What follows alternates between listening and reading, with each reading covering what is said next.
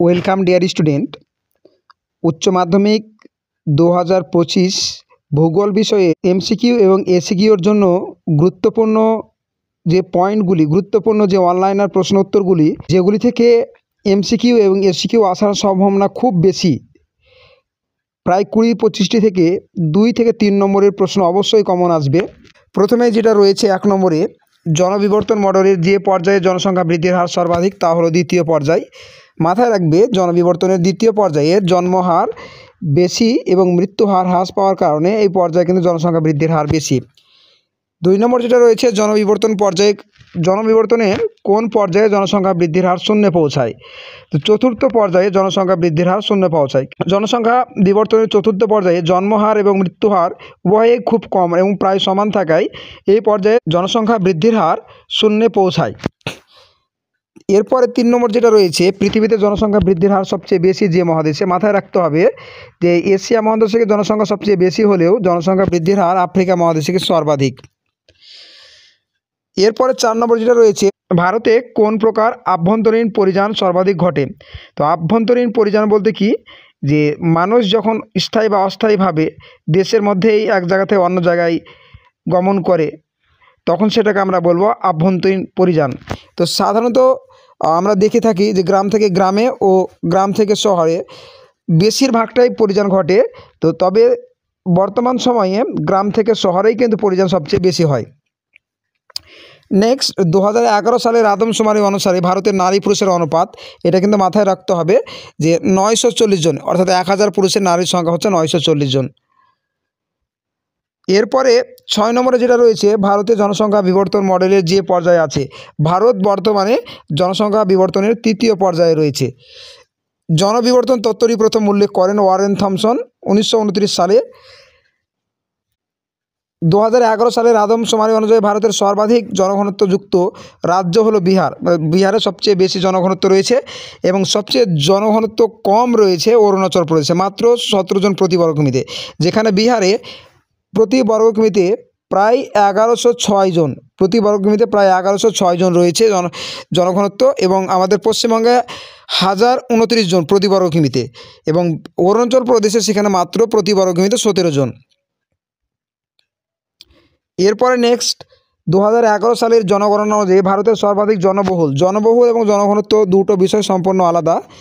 জনঘনত্ব বলতে বোঝায় যে প্রতি বর্গ কিমিতে কতজন মানুষ বসবাস করে, আর জনবহুল বলতে মোট জনসংখ্যাকে, অর্থাৎ মোট জনসংখ্যার বিচারে যেটা সবচেয়ে বেশি।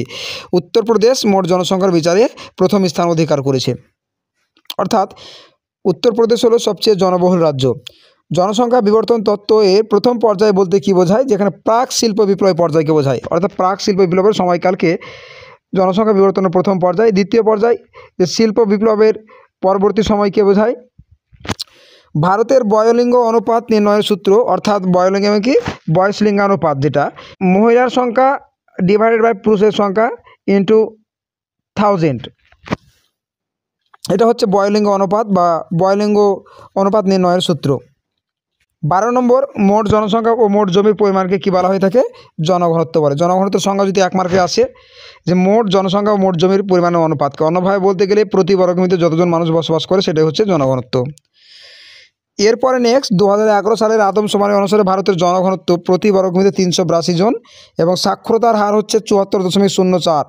একটু আগে বললাম যে পশ্চিমবঙ্গের জনঘনত্ব 2011-তে 1029 জন।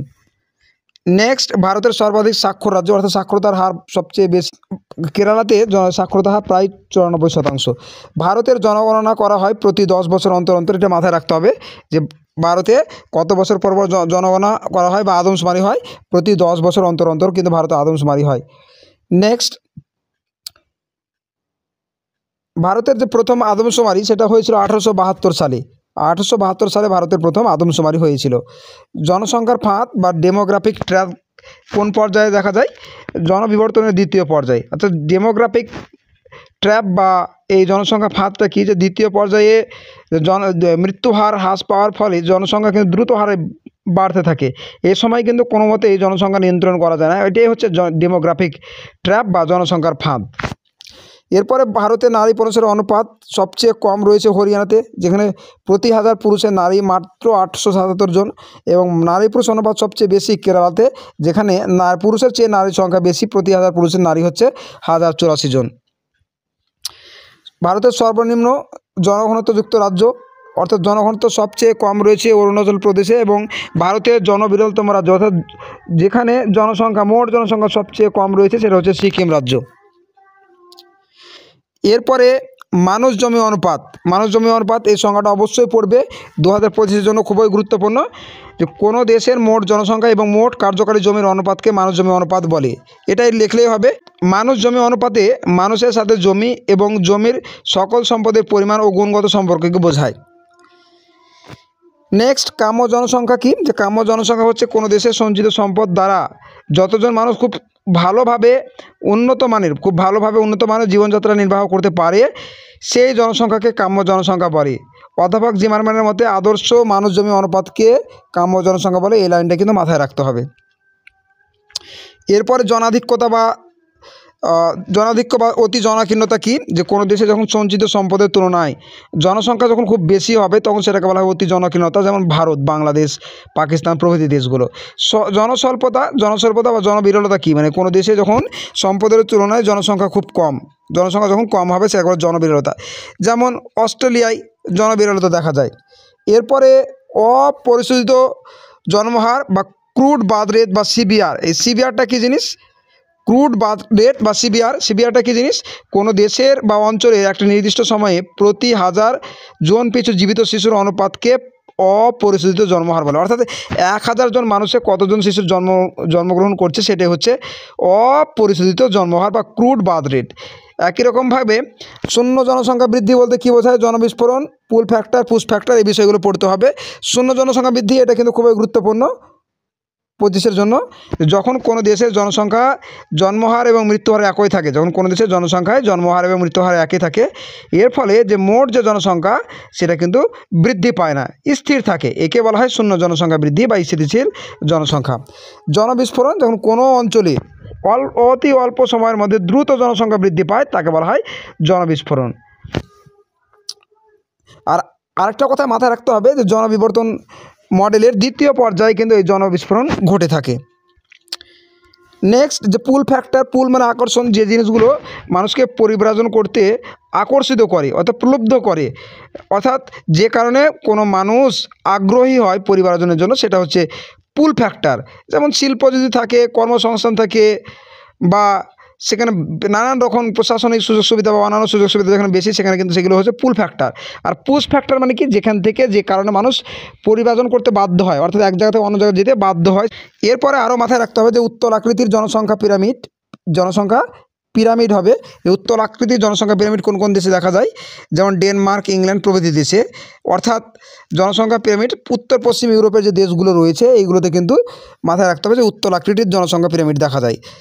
এরপরে বেল বা ঘণ্টা আকৃতির জনসংখ্যা পিরামিড কোন দেশে দেখা যায়? ঘণ্টা বা বেল আকৃতি দেখা যায় আমেরিকা যুক্তরাষ্ট্র এবং কানাডা, এটা কিন্তু মাথায় রাখতে হবে।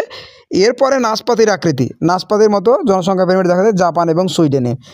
তো এই ছিল জনসংখ্যা থেকে গুরুত্বপূর্ণ এমসিকিউ এবং এসিকিউ এর জন্য গুরুত্বপূর্ণ তথ্য, যেগুলো থেকে এমসিকিউ এসিকিউ কমপক্ষে 2 থেকে 3 নম্বরের প্রশ্ন কমন আসবে এবং এমনকি তার চেয়েও বেশি আসতে পারে।